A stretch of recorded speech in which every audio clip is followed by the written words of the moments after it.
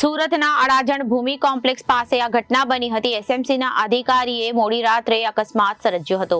વિચિત્ર અકસ્માત સર્જાતા પાલિકાના 8મા ઝોનમાં ફરજ બજાવતા નેલાંગ ગાયવાલાને પોતાની ખાનગી કારથી અકસ્માત સર્જ્યો હતો.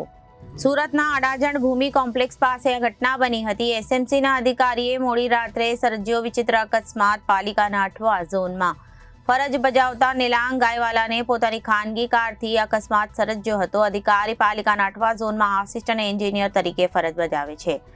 અધિકારીએ દારૂના ચિક્કાર નશામાં અકસ્માત સર્જ્યો હોવાનું જાણવા મળ્યું છે. અકસ્માત એટલો વિચિત્ર હતો કે રસ્તાના સાઈડ પર ઉભેલી કારને પાછળથી ઠોકીને કાર ડિવાઈડર તોડી બાજુના રસ્તા પર આવી ગઈ.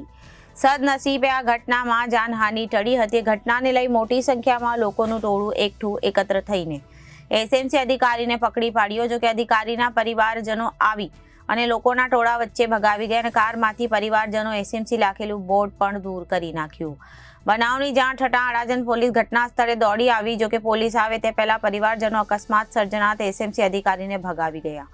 પોલીસે આ મામલે તપાસ હાથ ધરી છે. Reporter Arvind Rathod, Janadesh news, Surat.